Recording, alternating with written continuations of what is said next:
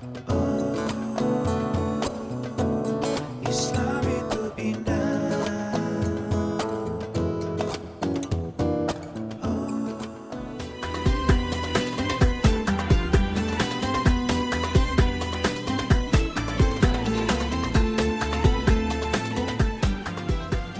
Ini Masya Allah, tabarakallah, ini senang banget kita ya. Dan buat jamaah yang ada di rumah yang baru bergabung ya, kebetulan hari ini kita Islam itu Indah spesial Palestina. Nah hari ini kita sama-sama mengajak untuk keliling pelataran dulu awal tadi ya, pelataran dari Masjidil Aqsa, dan kebetulan sekarang kita lagi duduk dan ini jarang terjadi. Kita bisa masuk dan memberikan sama-sama tausiah di Qubatul Mi'raj, Masjid Qubatul Mi'raj. Bagian daripada Iya. Masjidil Aqsa. Dan di belakang kita ini ya, buat jamaah yang ada di rumah ya, ini adalah batu yang mau ikut Rasulullah Mi'raj, yang ditahan sama Rasulullah ini, Masya Allah. Namanya Dome of the Rock. Dome of the Rock. Kubah buat batu. Gitu. Allahu Akbar. Dan hari ini kita sama-sama belajar nih, mumpung di tempat yang berkah ya. Mudah-mudahan ini jadi ilmu yang bermanfaat. Kita membahas tentang kunci kesuksesan para nabi. Oh Masya Allah. Ini Masya Allah. Pas kita dengar tema ini ya, kita bicara nabi ini sempurna. Bicara masalah Rasulullah ini adalah manusia paling sempurna ya Allah. Kalau ada apapun yang dia mau itu gampang. Nah, tapi jangan sampai salah nih. Pokoknya bahasan kita ini bicara tentang aplikasi kehidupan. Mungkin dari Ustadz Syam dulu yang pertama nih. Seperti apa sih kunci sukses dari para nabi ini dalam meraih kekhusyuan terutama dan juga fokus dalam ibadah, supaya kita bisa contoh nih dari para nabi-nabi kita. Ba'da naqul a'udzu billahi minasyaitonir rajim. Bismillahirrahmanirrahim. Subhanalladzi asra bi'abdihi laylan minal masjidil haram ilal masjidil aqsa alladzi barakna hawlahu linuriyahu min ayatina innahu huwas sami'ul basir. Kami datang ke sini semata-mata karena kami percaya akan kemukjizatan Rasulullah Sallallahu Alaihi Wasallam dalam keadaan Isra wal Mi'raj, dan kami hadir di Palestina ini, Masya Allah, untuk membuktikan bahwa kami beriman kepada Allah dan beriman kepada hari akhir. Masya Allah, jikalau ditanya apa kunci kesuksesan daripada kekhusyuan ibadah, yakni yang pertama, mereka tidak pernah mengeluhkan kepada yang lainnya. Innama ashku bathi wa huzni ilallah. Kata Nabi Allah, innama ashku bathi wa huzni ilallah. Hanya kepada Allah kami menyalurkan atau kami menuangkan keluh kesah kami. Ashku bathi wa huzni, dan kesedihan kami hanya kepada Allah. Kemudian kunci yang kedua dikatakan fokusnya karena mereka tidak pernah yang namanya berputus asa daripada rahmat Allah. La tayasu min rahmatillah. Tidak berputus asa daripada rahmat Allah Subhanahu wa taala. Alangkah indahnya ketika kita membaca sirah nabawiyah, ketika Nabi Sallallahu Alaihi Wasallam setelah melakukan ibadah Isra wal Mi'raj ini, pulang duduk di dekat Ka'bah, lalu ditertawakan oleh Abu Jahal. Lalu kata Abu Jahal, apa yang kau tunggu wahai Muhammad? Kata Rasulullah Sallallahu Alaihi Wasallam, saya semalam daripada Masjidil Aqsa menuju Sidratil Muntaha pulang ke sini. Kata Abu Jahal, tunggu dulu, jangan cerita. Saya panggil dulu teman-temanku, baru kau cerita, supaya teman-temanku juga ikut beriman. Rasulullah senang mendengarkan hal demikian, karena pikir Rasulullah mereka akan langsung beriman mendengarkan daripada kisah Rasulullah. Lalu Rasulullah setelah dikumpulkan semuanya, maka kata Abu Jahal, dengarkan Muhammad mau cerita. Rasulullah menceritakan, saya dari Masjidil Aqsa ke Sidratil Muntaha mengambil perintah salat. Langsung mereka beramai-ramai menertawakan Rasulullah, langsung mengatakan, Muhammad, engkau sudah benar-benar gila. Lalu kata mereka datang memanggil daripada sahabat baginda Nabi Muhammad SAW, Abu Bakar As-Siddiq radhiyallahu anhu. Kenapa disebut dengan As-Siddiq? Karena ketika Abu Bakar datang kepada Sayyidina Muhammad SAW, langsung Abu Bakar mengatakan, apapun yang engkau katakan Muhammad sahabatku, aku percaya kepadamu. Makanya dikasih gelar As-Siddiq. Beliau yang langsung percaya akan perkataan baginda Nabi Muhammad SAW.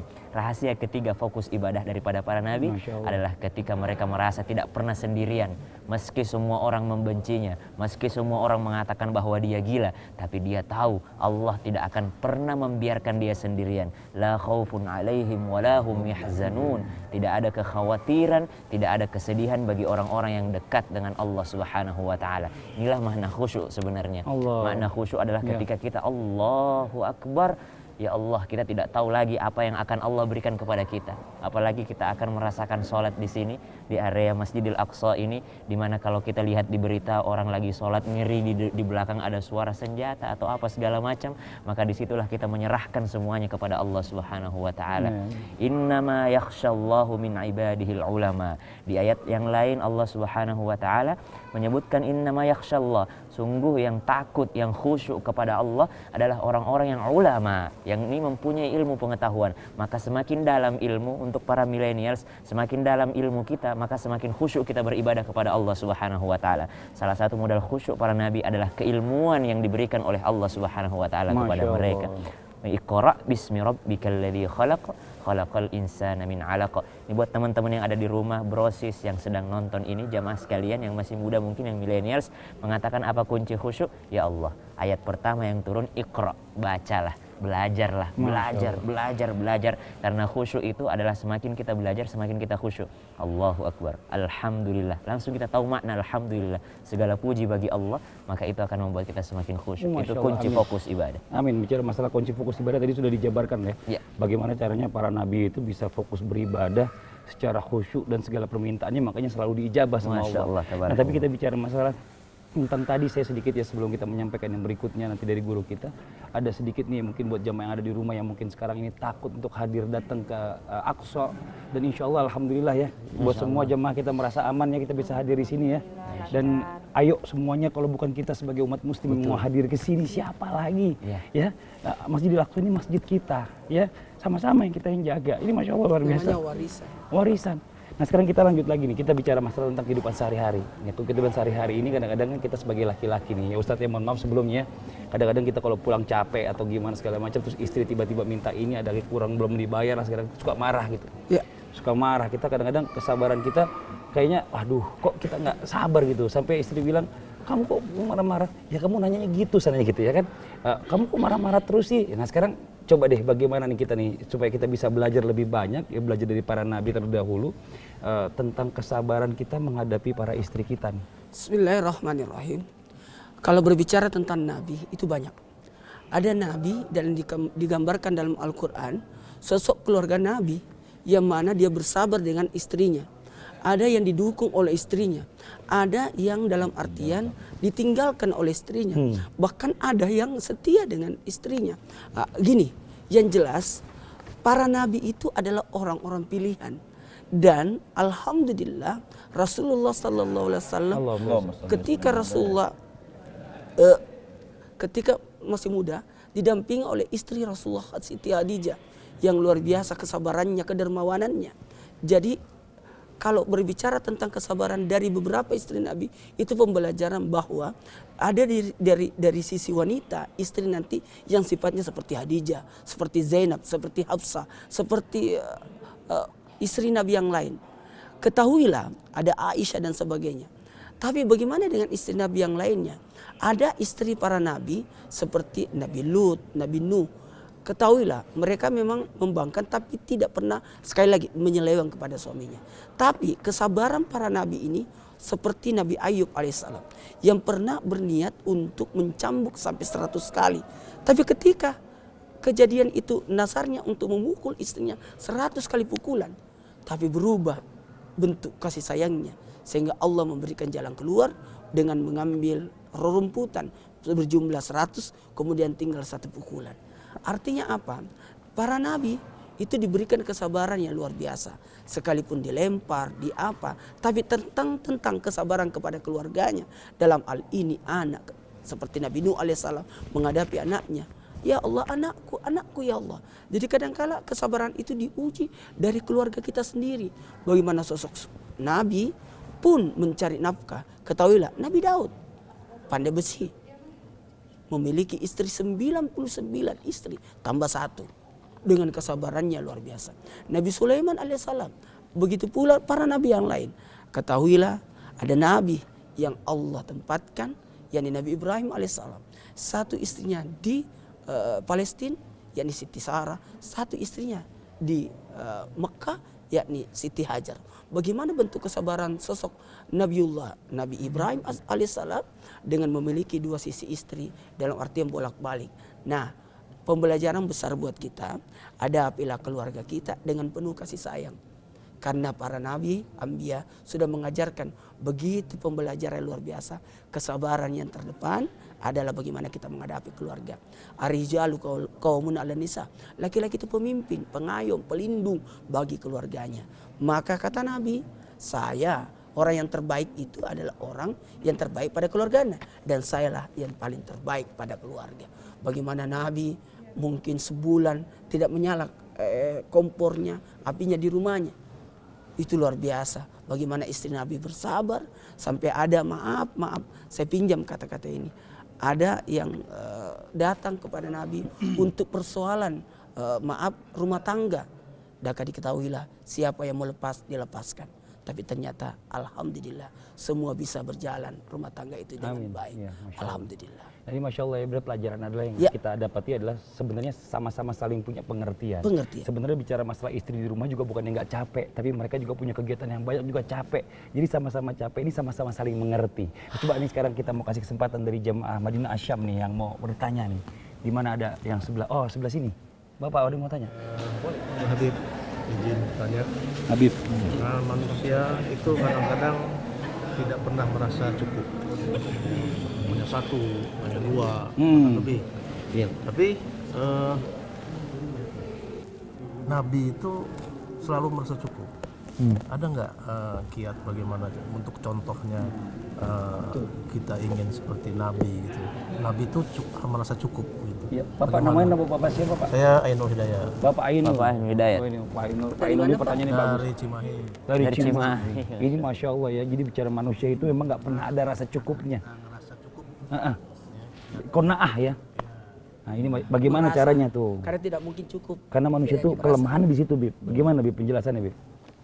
Assalamualaikum warahmatullahi wabarakatuh. Alhamdulillah rabbil alamin wa sallallahu wasallama ala abdihil mustafal amin sayyidina Muhammadin wa ala alihi wa sahbihi ajma'in. Amma ba'd. Pertama sekali bersyukur kepada Allah Subhanahu wa taala, kita yang kotor ini, yang banyak maksiat ini, Allah Subhanahu wa taala diizinkan kita hadir di tempat yang mulia ini. Mudah-mudahan Allah berkahi langkah kita. Amin. Sehingga mudah-mudahan dengan sebab kumpul kita, keluarga kita, sanak saudara kita, anak-anak kita mendapatkan keberkahan baginda Nabi besar Muhammad SAW. Bisa hadir juga di sini, Bib ya. Amin. Bisa dipanggil dan ini bukan kesempatan, tidak ada kesempatan. Ini keputusan Allah.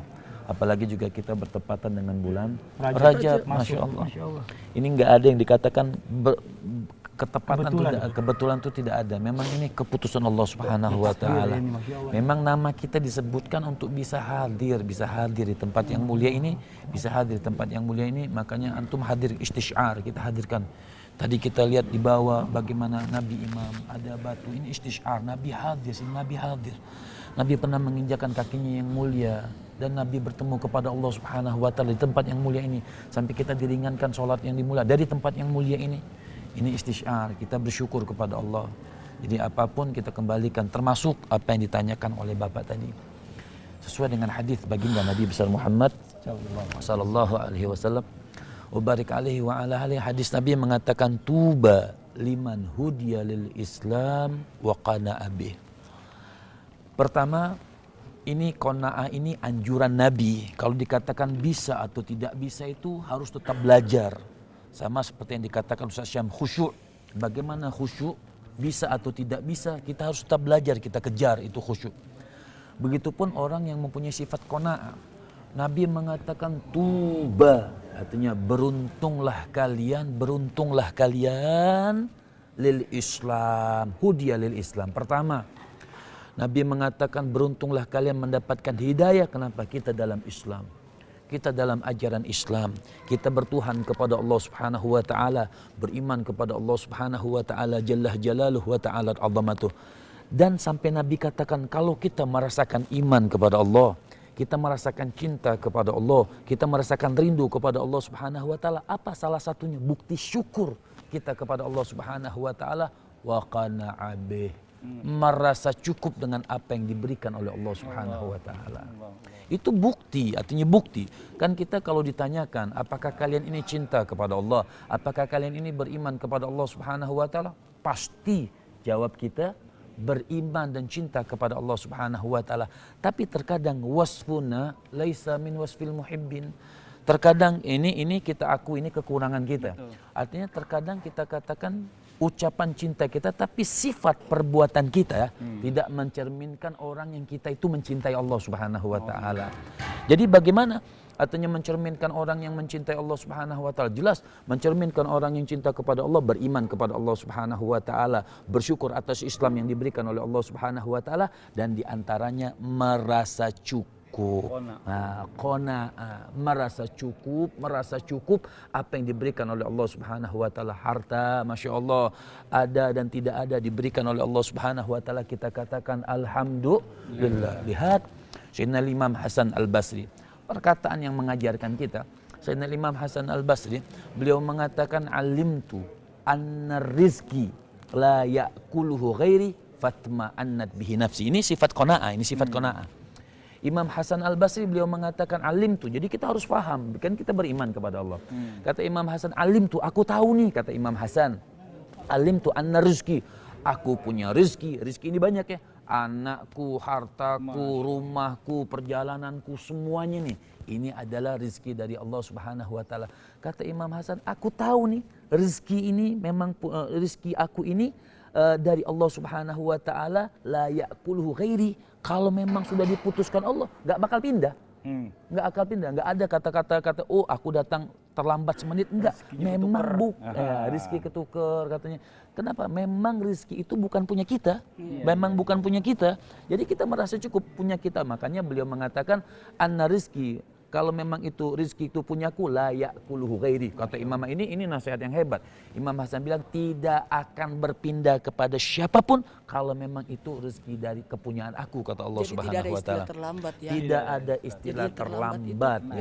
Jadi intinya artinya bersyukurlah kepada Allah Subhanahu wa taala atas Islam dan bersifat qanaah lah kepada Allah Subhanahu wa taala. Kadang-kadang orang tuh selalu berpikir itu rezeki itu hanya uang.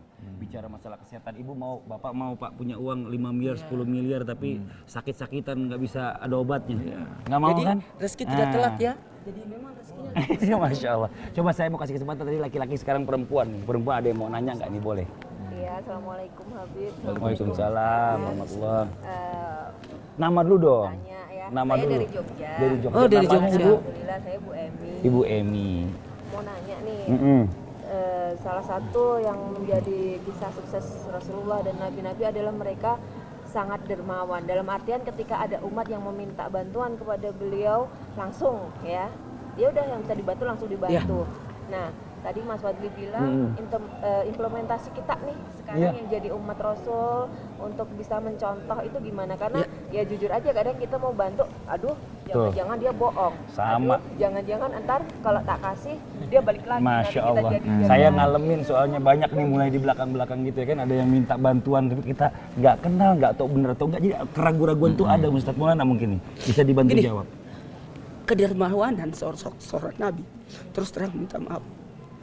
Kita ini malu.